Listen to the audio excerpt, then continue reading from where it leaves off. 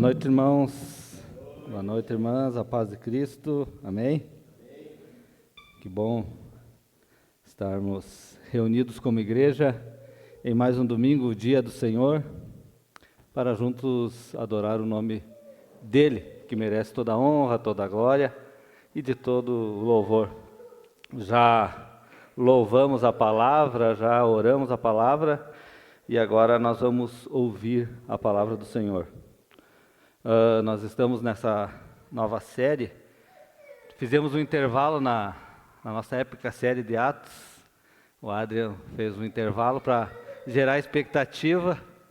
Eu perguntei para alguns, eles estavam gostando, né, de Atos, né? Tava bom. Mas logo a gente volta e continua no livro de Atos, que é muito interessante. Mas já fizemos uma parte, agora logo entramos mais. Há quem diga que Atos dos Apóstolos é Atos do Espírito Santo, e outros dizem que é Atos de Pedro e Paulo. Se fosse assim, então nós já vimos a parte do apóstolo Pedro, e agora quando entrarmos de novo vai ser o apóstolo Paulo entrando na história, né, irmãos? Mas, então nós começamos essa série agora, o Adrian já pregou 2 domingos, já falou sobre o custo do discipulado, que é o tema dessa série. O primeiro capítulo, então a primeira mensagem foi o custo do discipulado, o segundo foi o chamado que poucos querem ouvir. É bom ser chamado, mas é ruim ouvir que tem que negar a si mesmo. E hoje nós entramos na terceira mensagem, e foi me proposto o tema então, aprender com o mestre. Para isso nós temos o texto de Mateus, capítulo 11, do verso 28 ao 30, o Evangelho de Mateus, capítulo 11, do verso 28 ao 30. Os irmãos podem achar na sua Bíblia, no aplicativo. Vai estar aqui também ao nosso lado, aqui atrás. Mateus 11, 28 ao 30. Esperar os irmãos acharem. Irmãos, quem sabe eu cite bastante textos, e não vai ter tempo da gente ficar conferindo todos. Então, os irmãos quiserem marcar, conferir mais tarde em casa, ou depois rever no vídeo no YouTube também é interessante. Eu também não vou citar tantos textos, mas alguns que eu citar no meio da mensagem, quem sabe eu não dê tanto tempo para você estar conferindo, mas pode marcar e conferir depois. Mateus 11, 28 ao 30. Venham a mim todos os que estão cansados e sobrecarregados, e eu lhes darei descanso. Tomem sobre vocês o meu jugo e aprendam de mim, que sou manso e humilde de coração. E vocês encontrarão descanso para suas almas, pois o meu jugo é suave e o meu fardo é leve. Palavras de Jesus, o Mestre. Senhor Deus, em nome de Jesus, nós oramos mais uma vez, ó Pai, a Ti, te pedindo misericórdia, ó Pai, sobre as nossas vidas, Senhor, que consigamos falar da Tua palavra, ó Pai, menos de nós mesmos e mais de Ti, Senhor. Que a Tua palavra alcance o meu coração, o coração dos meus irmãos, o coração da Tua igreja, ó Pai, que os nossos ouvidos estejam prontos a ouvir, coração aberto, ó Pai, para escutar o Teu querer, a Tua vontade, em nome de Jesus, amém. Então, como eu disse, chegamos nessa noite no nosso terceiro capítulo, a terceira mensagem da série O Custo do Discipulado. Foi muito interessante a primeira mensagem, que fala que há um custo para você ser um discípulo de Jesus. E também a gente aprendeu o que é um discípulo, que ele é um aluno, mas ao mesmo tempo ele é um seguidor, ele é uma imitação de seu mestre. E também o Adrian falou que discipulado é tanto seguir ao mestre e ajudar, né, pessoas a seguir ao mestre. Esse é o duplo sentido do discipulado. Nós estamos sendo discipulados, estamos discipulando, é uma caminhada em que os discípulos caminham juntos. Depois a gente viu que o chamado de Jesus parece ser muito caro, mas o preço foi pago, irmãos, na cruz. Mas você tem que negar a si mesmo. Mas falando sobre aprender, sobre a didática de Jesus, de ensinar os seus discípulos como ela se dá, com base no texto de Mateus 11. Qual a diferença, irmãos, aqui entre Jesus, o mestre, de ensinar os seus discípulos em comparação com os outros mestres da época, em comparação com os líderes religiosos judeus que também tinham os seus discípulos, em comparação com os fariseus que eram mestres na lei judaica? Qual a diferença de Jesus com aqueles mestres da sua época e também em comparação com os mestres de hoje? Como se tem feito discípulos aí fora usando até a própria Escritura, usando o nome de Deus, às vezes as pessoas, como elas têm feito discípulos, e qual a diferença de Jesus para alguns desses líderes de hoje. E na prática para nós, como igreja local, como Fé e Vida, o que nós podemos aprender com o Mestre, o que nós podemos aprender com Jesus, e qual a sua forma de ensinar os seus discípulos, e assim ensinar a mim e a você como discípulo de Jesus. E eu vou dividir essa mensagem em 3 pontos. A mensagem temática tem essa vantagem, a gente consegue navegar em águas mais amplas. Então eu dividi em 3 pontos. O primeiro ponto vai ser o chamado de Jesus, o Adrian já falou sobre ele, que ele exige uma renúncia.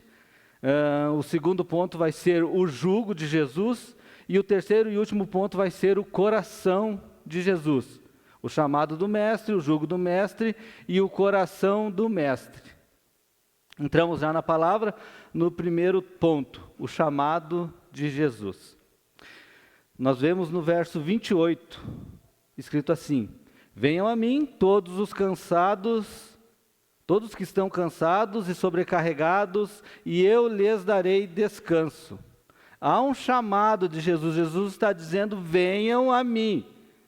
Ele está convocando, ele está chamando pessoas. E quem são essas pessoas? É um chamado a pessoas cansadas e sobrecarregadas. Mas cansaço aqui no contexto não é um cansaço físico, irmãos. Não que não seja, mas no texto não é o cansaço físico, e sim um cansaço espiritual. É o que nós entendemos se nós formos olhar na parte final do verso 29, porque esses cansados que vêm em Jesus, eles encontram descanso para quê? Para o físico? Não, descanso para as almas.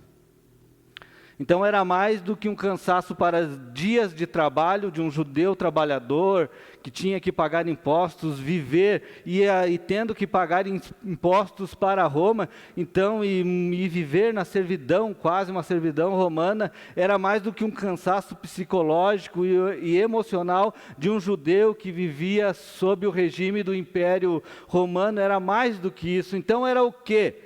Era um cansaço espiritual causado principalmente e primeiramente pelos pecados.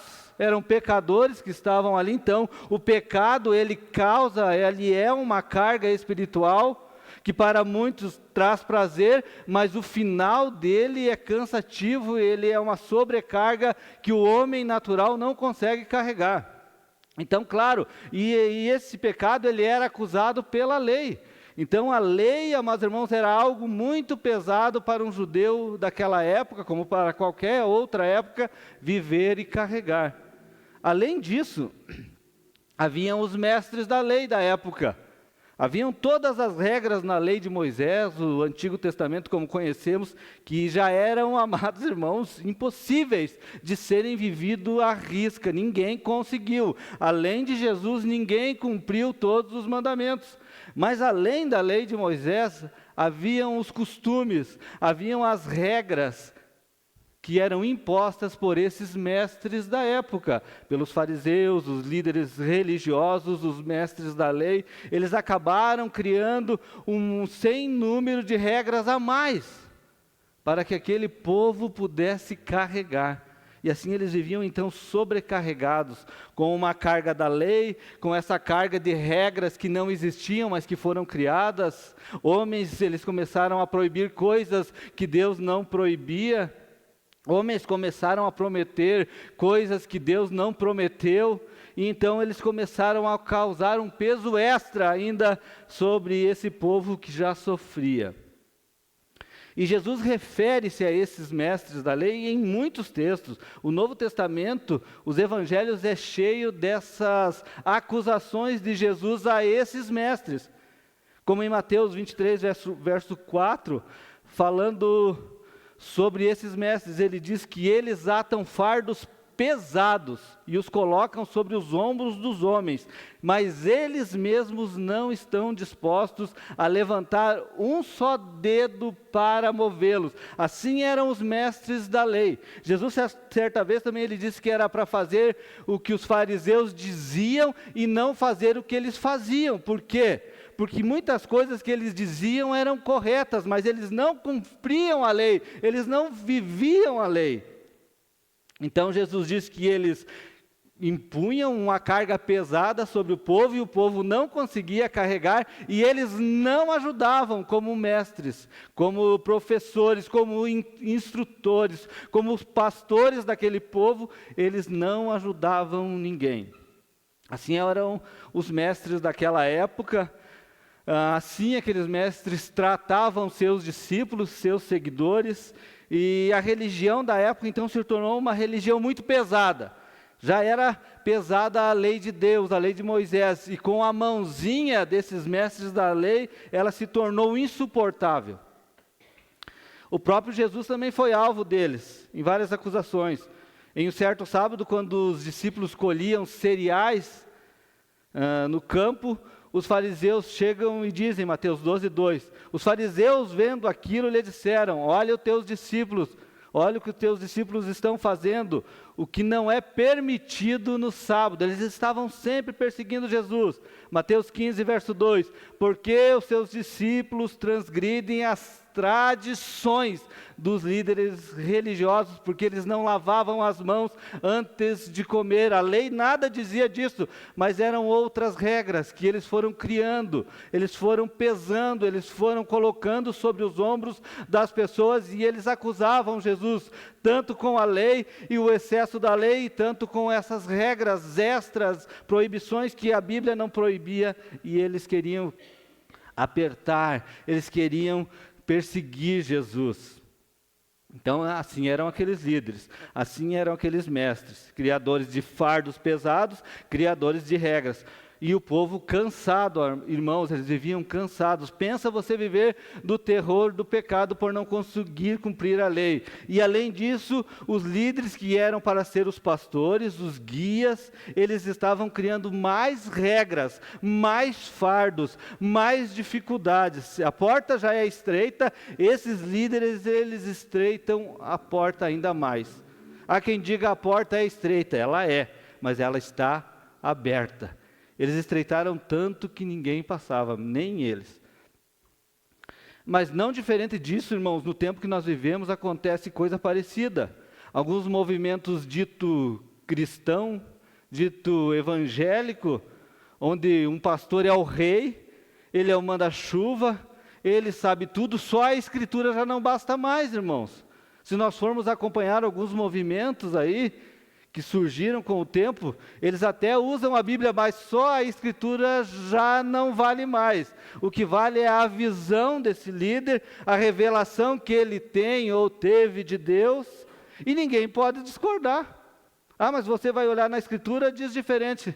Não, mas é aqui, eu sou o cabeça, aqui eu sou o pastor, eu sou o anjo, eu tenho a revelação. Ninguém tem o direito de discordar. E se alguém se levanta e discorda, essa pessoa normalmente é perseguida, acusada, enfim, ela é humilhada, ela vê de ser ouvida, ela é colocada de lado. E isso, amados irmãos, tem criado também uma geração de pessoas na religião que sofrem. Estão sobrecarregadas e estão cansadas. O último censo, irmãos, ele mostrou algumas coisas. Os evangélicos continuam crescendo, um pouco menos, mas eles estão crescendo. Mas o que cresce, amados irmãos, é o número de pessoas sem religião. Ela passou um pouquinho dos 10%, né? Mas eu vi um especialista falando da CNN, e aí ele diz que esses sem religião não são ateus.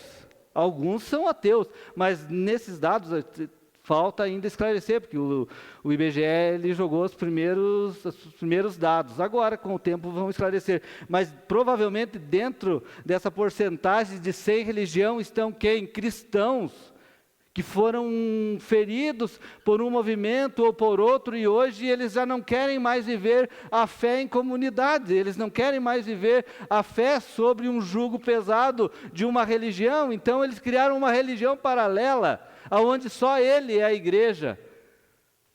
Então ali estão muitos ainda machucados. Então pessoas machucadas, irmãos. Mas vamos abrir um parênteses aqui. Pastor é uma autoridade ou não é? Espiritualmente é. Não há dúvidas, irmãos. Se nós fôssemos olhar todas as cartas do apóstolo Paulo, nós íamos entender isso sem muita exegese, só lendo. Mas não vou citar Paulo, eu vou citar o escritor de Hebreus, que nós não sabemos quem foi. Hebreus 13, 17 nos diz assim: obedeçam seus líderes e se submetam à autoridade deles. Eles cuidam de vocês como quem deve prestar contas. Então o pastor é autoridade? Sim. Nós prestamos contas espiritualmente ao pastor? Sim. Mas ele presta contas a Deus. Então, irmãos, a autoridade do pastor é a Escritura. A autoridade do pastor é a Escritura, a autoridade da igreja é Deus. O pastor ele está ali para nos guiar, ele foi colocado por Deus, esse é o ministério dele. Nós temos pessoas que cuidam da tesouraria, a administração. Nós estudamos em Atos que chegou um ponto que a igreja, os apóstolos não conseguiam mais fazer tudo. Eles não podiam cuidar da parte da palavra, cuidar das orações, cuidar da parte espiritual e cuidar da parte financeira, material, ajudar as viúvas, ajudar os necessitados. Então eles criam o diaconato. Eles são uma parte da igreja viva também, da igreja orgânica, mas que parece só uma da igreja organizada, da instituição. Não, eles são a parte espiritual da igreja para cuidar dos necessitados, para cuidar da área financeira, material. A tesouraria na igreja não é um ato espiritual para alguns, mas não é só material, Deus está ali. Quem cuida da parte espiritual é o pastor, quem cuida da parte material é a diretoria, é a tesouraria, é a administração, cada um na sua função e Deus usando a todos. Então o pastor é uma autoridade, é sim, mas só a Escritura, né, Adriano? Se o Adriano chegar aqui com uma historinha de que ele teve uma revelação diferente essa semana, vamos para a Escritura, né? Amém, Adriano? Brincadeira, ele está. Puxa, saiam correndo. Então, amados, o chamado do mestre é para essas pessoas que cansaram da religiosidade legalista, farisaica, que não traz alívio, que não traz alegria, que não traz paz, e que é um peso insuportável, e isso acontece hoje ainda.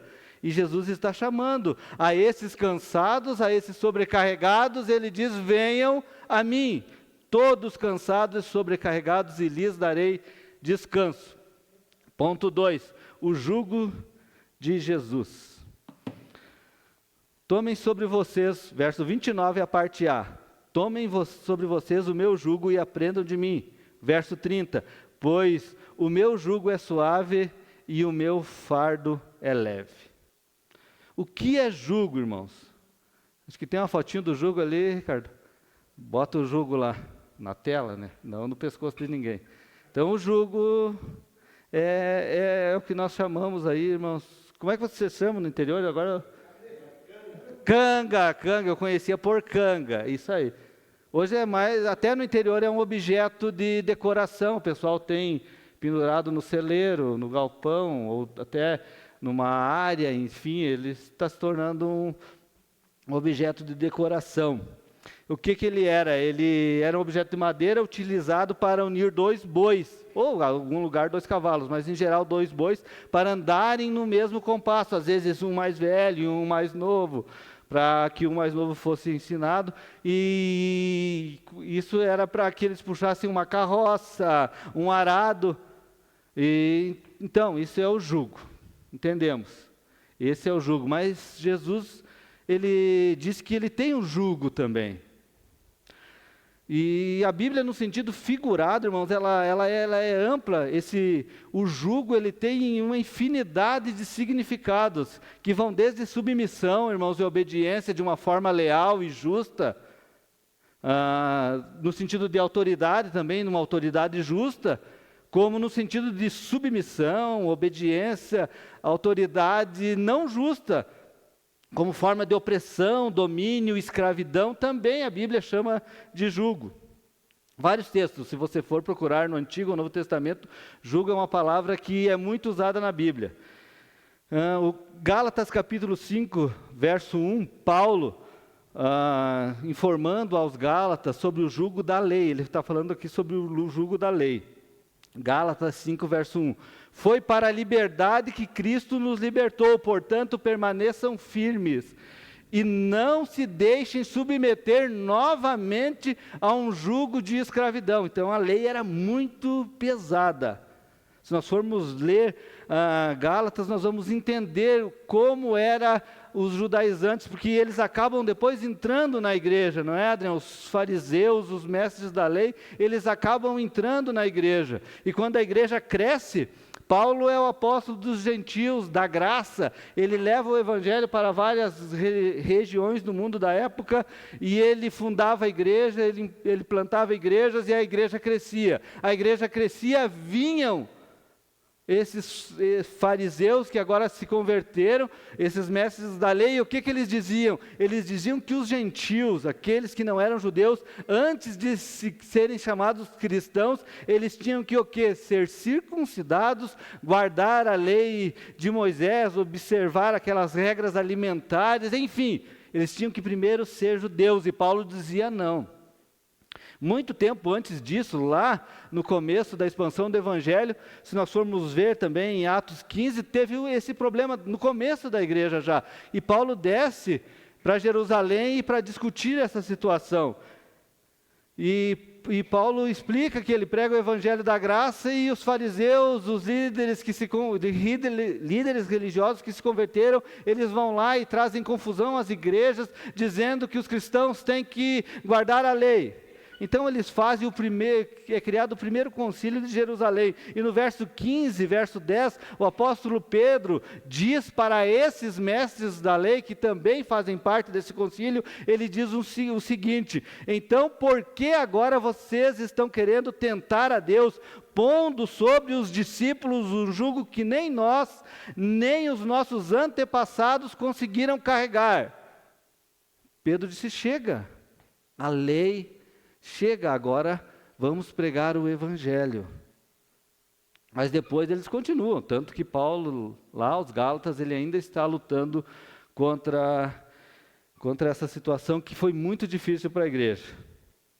Nós vamos ver isso depois em Atos, irmãos, as batalhas que a igreja enfrenta fora, nós já vimos perseguição, e as batalhas que a igreja enfrenta dentro.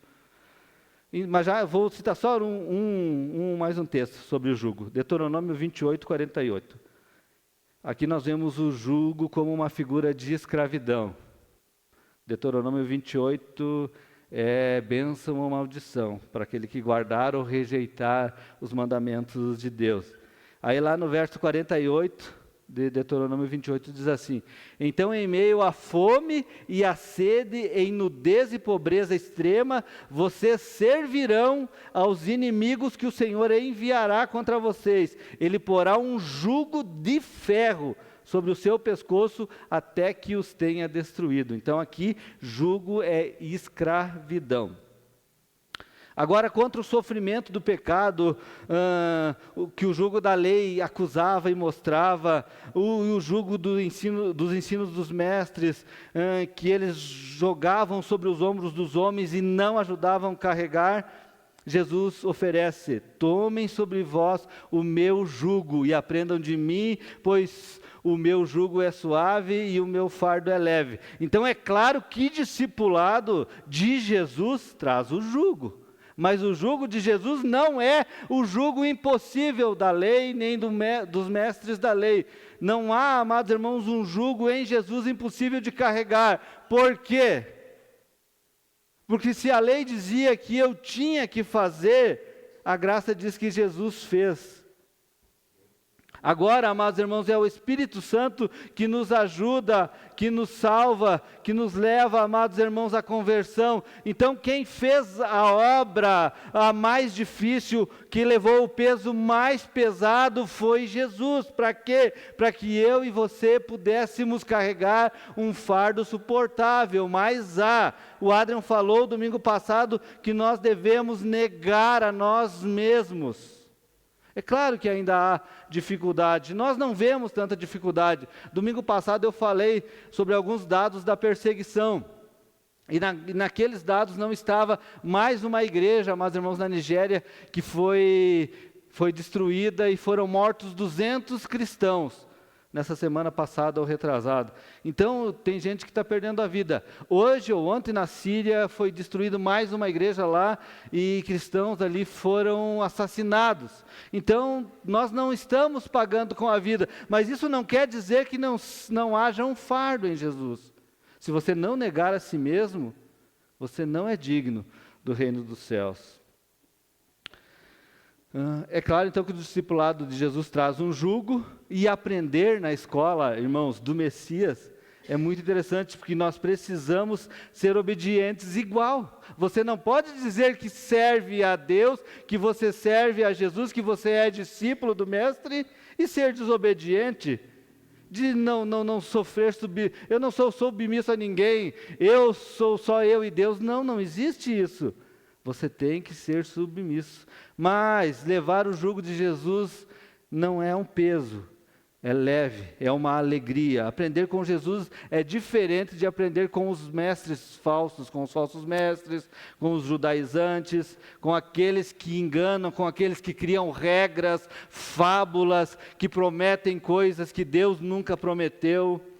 E Mateus 7, verso 28 e 29, nos diz que, Mateus 7, 28 e 29. Depois, os irmãos quiserem, podem conferir no vídeo de novo. As multidões estavam maravilhadas com o quê? Com o ensino de Jesus, porque ele ensinava como quem tem autoridade. Jesus continua tendo autoridade no ensino, autoridade na igreja, autoridade na escola dele, onde eu e você somos alunos, discípulos, não como mestre da lei. A autoridade dele é diferente. Então, o ato de aprender com o mestre Jesus, sim, é um ato de submissão. Aprender com Jesus é carregar um jugo, sim. Mas o jugo de Jesus, irmãos, é suave e o fardo é leve, é algo possível de carregar. Ninguém pode chegar lá no céu dizendo que não, chegar no inferno dizendo que não conseguiu carregar o fardo de Jesus, porque ele é possível. Todos os que estão lá foram porque não quiseram ouvir o chamado, não ouviram o chamado de Jesus. Não é algo impossível. Não, o jugo de Jesus é suave e o seu fardo é leve. Agora vamos para o coração de Jesus. No verso 29.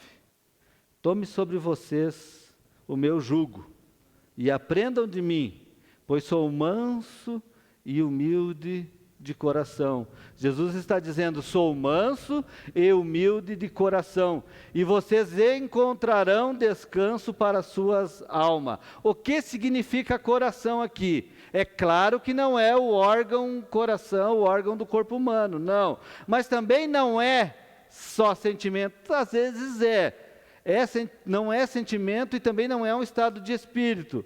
Na maioria dos textos que se refere a coração na Bíblia, a palavra coração é usada fazendo referência não a emoções ou sentimentos, mas ao próprio centro do ser. Quando fala de coração, fala daquilo que a pessoa é de fato.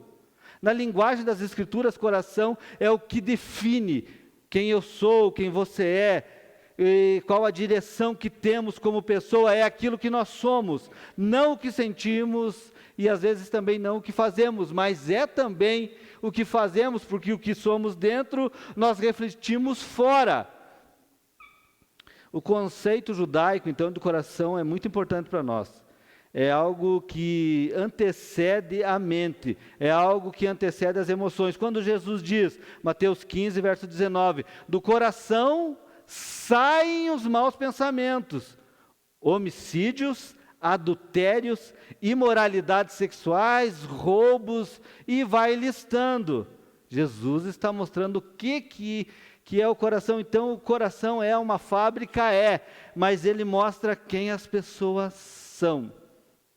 Se nascem no coração, são homicidas, nascem no coração, são adúlteros, nascem no coração, são imorais, são ladrões, enfim, é aquilo que o homem é.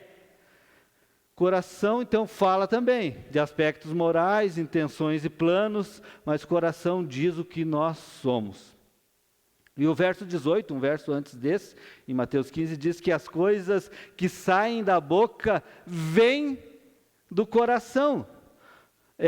O coração é o que determina o que sai de dentro de nós. Nós demonstramos no exterior aquilo que somos dentro, aquilo que somos interiormente, nós demonstramos exteriormente. Você mostra no exterior o que o seu interior é. E Jesus? E como é que é o coração do Mestre? Como que ele é? Ele diz que ele é manso e humilde de coração. Ele podia dizer, eu sou todo poderoso, forte, eu sou grande e magnífico, eu sou juiz e justiça. Há vários atributos que de fato ele é, mas ele está dizendo que no seu íntimo, no seu coração, aquilo que ele reflete exteriormente, mas ele é o conteúdo principal dele, eu sou manso e humilde. Que discipulado diferente para aquela época, diante da arrogância, diante do excesso de autoridade, diante da falta de respeito pela humanidade, pelo pecador cansado e oprimido, chega Jesus e diz que ele é manso e humilde de coração. Eu sou diferente de tudo que vocês viram até agora. E aqui nós temos que se deixar, amados irmãos, levar por um novo pensamento. Não é que seja novo, é que está ali e nós não vemos. Precisamos deixar que essa verdade tome o lugar de nossas suposições sobre Deus. Porque é claro que Deus, ele é justo, Deus é justiça, nós entendemos isso, nós compreendemos isso, mas nós levamos isso tanto, e principalmente a gente às vezes como cristão reformado, a gente leva tanto para o extremo, que a gente esquece dessa característica fundamental do coração de Jesus, em ser manso e humilde. E sim, ele é o Rei dos Reis, ele é o Senhor dos Senhores, aquele, amados irmãos, diante de qual todo joelho se dobrará. Jesus é, e ele que criou as estrelas, e ele sabe o nome de cada uma. Não existe um outro ser comparado a Jesus, ao nosso Mestre. É claro que ele é, mas esse mesmo Jesus, ele é magnífico, ele é maravilhoso, mas ele é manso e humilde. E esse Jesus, amados, pensa bem, que é Rei dos Reis e Senhor dos Senhores, quando ele se aproxima de um pecador, ele diz que ele é manso e humilde. Os fariseus, os mestres da lei, ao ver o pecador, eles não chegavam perto. Jesus comia com os pecadores. Os fariseus da época, ao verem um doente, eles não se aproximavam, porque podia ser um sinal de maldição, era uma pessoa impura. Jesus, ao ver um leproso, ele tocava. Os mestres da lei, os fariseus, não tocavam, eles não chegavam perto. Jesus, ele é o extremo, o outro extremo. Por quê? Porque Jesus não tem como se contaminar com o meu pecado, com o teu pecado. Jesus não tem, amados irmãos, como se tornar pecador, comendo e bebendo com o pecador. Não tem. Pelo contrário, aonde ele chega, ele leva a mudança de vida. Se ele chega diante da morte, ele traz vida. Ele tocava em cadáveres, coisa que os mestres da lei jamais fariam, mas ele toca, porque é diferente para ele. Porque se ele toca num doente, o doente é curado. Se uma mulher impura nos seus dias, impuro, toca em Jesus e ela é doente, ela é curada. Se um leproso pede ajuda para Jesus, Jesus leva a ajuda tocando em um leproso, porque ele é a cura. Jesus é manso e humilde. Então, às vezes, nós temos que focar, sim, na santidade de Deus e na piedade do homem, mas nós temos que entender em Jesus a mansidão e a humildade. E eu peguei um texto ali do Danny Ortland, que é o escritor do livro Manso e Humilde, que está ali, ó. A partir de certo ângulo, a vida cristã é a longa jornada de deixar para trás, ano após ano, as nossas suposições naturais de quem é Deus, substituindo-as lentamente pela insistência do próprio Deus, de quem Ele é. A vida cristã é uma longa jornada, é um discipulado longo, irmãos. Essa é a vida cristã. Nós vivemos em um discipulado. E nessa jornada, nós temos que aprender a deixar para trás, ano após ano, suposições naturais de quem Deus é, substituindo-as lentamente pela insistência do próprio Deus, de quem Ele é. Jesus está nos ensinando algo. Jesus trouxe, amados irmãos, um ensino muito profundo, quando Ele fala de seu coração aos seus discípulos, quando Ele abre seu coração aos seus discípulos. Jesus, amados irmãos, não é também o ursinho, assim, aquela coisa querida, não. Nesse mesmo texto de Mateus 11, verso 21 ao 24, ele traz condenação às cidades aonde ele pregou o evangelho, aonde ele operou milagres, e ninguém se arrependeu. Ele amaldiçoou aquelas cidades. Por quê? Porque não houve arrependimento. Essa é a diferença. Se houver arrependimento, você encontrou o coração manso e humilde de Jesus pronto a te perdoar. Se nós fôssemos lembrar, irmãos, do tempo que nós nos convertemos, eu cresci na igreja. Então, eu não tive aquele impacto assim, né? Mas eu tive uma época na minha adolescência e juventude que eu tive um encontro com Deus, e isso foi maravilhoso. A gente achava aquilo impactante, era bom, e nós nos alegrávamos em servir a Deus, e nós errávamos e nós pedíamos perdão, nós orávamos toda hora arrependidos, mostrando que nós tínhamos errado, mas nós não queríamos perder o foco, não queríamos sair da linha, do caminho. Mas o tempo passa, irmãos, o tempo passa, e parece que aquela beleza dos primeiros anos já não tem o mesmo valor hoje, já não tem o mesmo efeito. Parece que hoje nós não conseguimos mais fazer essa oração de arrependimento, de confissão de pecados diante de Deus. Mas Deus está ali em Jesus pronto a perdoar. É possível sim, amados irmãos, que no meio dessa caminhada a gente tenha perdido a visão. É possível. A gente acostuma com as coisas boas e com as coisas não boas, ruins. E às vezes a gente peca hoje e pede perdão. Peca amanhã, pede perdão. Peca depois, pede perdão. Mas com o passar dos anos parece que nos acostumamos e aquilo não é mais um pecado, se torna algo corriqueiro, natural das nossas vidas, e isso vai esfriando a chama do Espírito Santo que ardia em nós, e nós já não somos mais os mesmos. Deixamos de nos encantar com o Evangelho, viemos à igreja e não conseguimos mais olhar para dentro de nós, e sim, a gente consegue ver o outro com maior facilidade, que a coisa mais fácil é achar o defeito no outro, no irmão, na irmã, nos fulanos, nos beltranos, enfim, mas não olhamos mais para nós. Então, o que fazer, amados irmãos, quando a beleza do coração de Jesus já não nos chama mais a atenção? Porque com o passar do tempo, a nossa visão já não é mais a mesma. O que fazer quando o pecado não nos deixa mais envergonhado, ou nos deixa envergonhado demais, e nós não queremos mais pedir perdão, voltar atrás nos erros que fazemos? Não voltamos mais ao pé da cruz, que era o lugar que nós tínhamos que estar diariamente.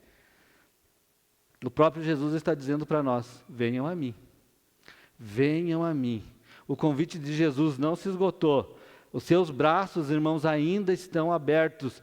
O sangue vertido na cruz não perdeu o seu valor. O amor de Deus não se esfriou. O nosso pode ter se esfriado. O de Deus em Cristo Jesus não se esfriou. Venham a mim, o meu coração é manso, o meu coração é humilde. Jesus é o nosso justificador, o nosso intercessor e o nosso advogado. Ele é intercessor em todos os momentos, Ele está intercedendo por nós, mas Ele é o nosso advogado e nós nos esquecemos disso, que em casos, amados irmãos, de necessidade, Ele é um advogado. 1 Epístola de João, capítulo 2, verso 1, vou ler na revista e corrigida. Almeida Revista e Corrigida. Meus filhinhos, estas coisas vos escrevo para que não pequeis. O desejo do apóstolo, o desejo de Deus é que nós não pequemos. E se alguém pecar, temos um advogado para com o Pai, Jesus Cristo o justo. Quantas vezes Ele é o nosso advogado enquanto nós vivermos? Quantas vezes Ele vai perdoar os nossos pecados? Quantas vezes nós pecarmos e nos arrependermos? Por isso nosso olhar não deve ser de juízo com os que pecam, de juízo com os fracos, de juízo com os que caem. Por isso nosso olhar deve ser um olhar manso e humilde com os nossos irmãos mais fracos. Nunca um olhar de juízo. Porque se Jesus é manso e humilde, pronto a perdoar, pronto a advogar a causa dele, quem somos nós para condená-los? Por isso, quando eu peco, eu devo me arrepender. Eu tenho um advogado. O fim ainda não chegou, eu e você estamos aqui numa caminhada, irmãos, que Deus sabe em Jesus como nós somos. Lembram que Ele era 100% homem? Ele sabe em todas as áreas que nós somos tentados, que nós sofremos dores, doenças e também tentações e pecados terríveis, Ele sabe. Muitas vezes quando a gente entra num lugar diferente, me convidam para ir em um lugar, eu chego nesse lugar, fui convidado, eu entro na porta, do lado de fora está escrito, sejam bem-vindos. Aí quando eu entro dentro desse lugar, eu vejo que parece que eu não sou mais tão bem-vindo assim. As pessoas me olham, nossa, ele se veste tão diferente de nós, ele fala tão diferente, eles veem o meu cabelo, eles dizem, ele arruma um cabelo diferente de nós. E assim, o cabelo é diferente, a roupa é diferente, e a pessoa já não se sente mais à vontade, aquela placa de bem-vindo não é uma verdade. Mas com Jesus não é assim. Nós podemos falhar às vezes no nosso trato, no nosso agir com os nossos irmãos necessitados, fracos, doentes e em pecado. Mas Jesus não, Jesus, Ele tem um chamado eficaz quando Ele diz, venham a mim. E para encerrar, João 6, verso 37. Esse eu vou esperar até se você quiser acompanhar. João 6, verso 37. Eu vou ler aqui na Almeida Revista e Atualizado, mas pode ser na sua. Evangelho de João, capítulo 6, verso 37.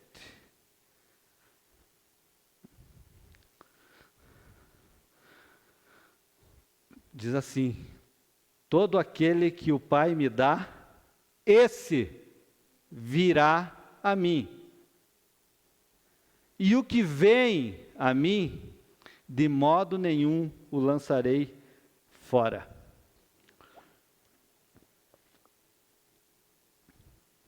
Então Jesus está dizendo, todo aquele que o Pai me dá, esse virá a mim. E quem vem a mim, Guarde essa palavra, de modo nenhum lançarei fora. Há uma promessa aqui, irmãos, para mim e para você, pecadores. É isso que nós somos. Há uma promessa aqui, de modo nenhum o lançarei fora. Essa é a resposta de Deus a todas as nossas dúvidas, essa é a resposta de Deus aos nossos temores, essa é a resposta de Deus quando sofremos, essa é a resposta de Deus quando pecamos. De modo nenhum o lançarei fora. E eu vou pegar uma parte do livro Manso e Humilde aqui e vou ler, que já estamos estourando no tempo, do livro Manso e Humilde. Ele cita aqui John Bunyan, como é que é? Bunyan, isso aí, que é o escritor do Peregrino, irmãos. Ele é um puritano, um calvinista. Vejam um calvinista aqui, um puritano lá da época. Lá eles eram perseguidos até pela igreja na época, porque eles eram muito extremistas. Mas veja como ele se refere a esse texto. É assim que nós temos que pensar. Todo aquele, começo do versículo, e não a maioria. A partir do momento que o Pai coloca o seu olhar de amor sobre um pecador, eu e você, desviado, o resgate de tal pecador é certo. O Pai, a nossa redenção não é um filho gracioso tentando acalmar um pai descontrolado com raiva. O próprio Pai ordena o nosso livramento. Ele toma a amorosa iniciativa. Me dá e não empurra para mim. Jesus está dizendo me dá. Faz parte do profundo prazer do Pai confiar livremente pecadores recalcitrantes ao gracioso cuidado do seu Filho. Virá, esse pecador virá. O propósito salvífico de Deus para um pecador nunca se frustra. Deus nunca se frustra. Seus recursos nunca acabam. Se o Pai nos chama, nós viremos a Cristo. O que vem, nós não somos robôs, irmãos, não é assim. Não é assim que funciona. Embora o Pai claramente seja o supervisor, o soberano da nossa redenção, não viemos a Cristo à força. Ele não nos força contra a nossa vontade. Pelo contrário, a graça divina é tão radical que alcança e move a nossa própria vontade, os nossos próprios desejos. Ele muda a nossa vontade para que nós venhamos a Cristo. E esses que Ele faz, esse trabalho que o Pai faz, todo esse trabalho, eles vêm a Cristo, eles vêm a mim. Não vamos a um conjunto de regras, não vamos a um conjunto de doutrina. No final das contas, vamos a uma pessoa. Quem? O próprio Cristo. E diante desse chamado gentil do Mestre manso e humilde, muitas vezes nós dizemos: mas eu sou pecador. Sim, mas Jesus diz: eu de modo nenhum lançarei fora. Sim, mas você diz: eu sou um pecador de longa data. E o Mestre diz: de modo nenhum eu vou te lançar fora. Mas eu sou um pecador de coração duro. Jesus está dizendo: de modo nenhum o lançarei fora. Mas servi a Satanás por todos os meus dias. De modo nenhum o lançarei fora. Mas eu não tenho nada de bom para oferecer. E o Mestre te diz: de modo nenhum o lançarei fora. Todo aquele que o Pai me dá, esse virá a mim, e de modo nenhum o lançarei fora. Que Deus nos dê graça, irmãos. Vamos encerrar. Eu quero terminar dizendo então que o Mestre está chamando, Jesus está chamando ainda ao seu discipulado. Fé e Vida, ela dá o curso de novos membros, os irmãos estão prontos a te ajudar, nós estamos prontos a se ajudar, mas quem oferece o discipulado verdadeiro é Jesus. Vem dali. E Ele continua chamando: venham. Os cansados, os sobrecarregados, os que pecam, os que sofrem, os doentes, os que estão cansados com cansaço físico também, podem vir. Jesus está ali chamando.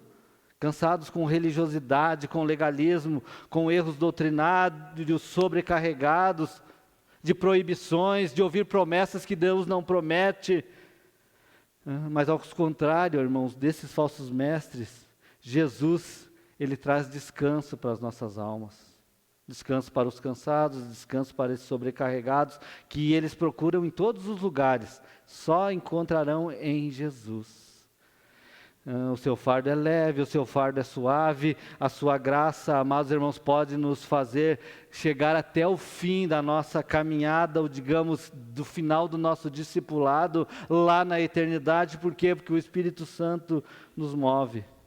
E por fim, irmãos, que é uma lição que nós possamos levar para a nossa vida cristã e discipulado entre irmãos, que nós possamos entender que Ele, irmãos, através do coração dele que é manso e humilde, que esse coração manso e humilde retrata de fato quem Jesus é, e traz alívio aos cansados, aos doentes, aos pecadores. Ele traz perdão aos pecadores arrependidos, que nós possamos olhar para os que sofrem, para os que pecam, com um coração manso e humilde.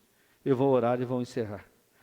Pai, em nome de Jesus, eu te agradeço, Senhor, porque nós podemos aprender um pouco sobre o Mestre, sobre o discipulado que Jesus nos oferece a participar. Que honra, Senhor, Tu chamar pecadores, ó Pai, como nós, para fazer parte, ó Pai, da Tua escola, da escola de Cristo, do Messias, a escola de Jesus, ó Pai. E nós, Senhor, somos falhos, e nós não queremos, ó Pai, ofender a Tua santidade, mas muitas vezes nós fazemos isso, nós falhamos, ó Pai, e nós erramos, e nós pecamos, e nós, por muitas vezes, entristecemos o Teu Espírito.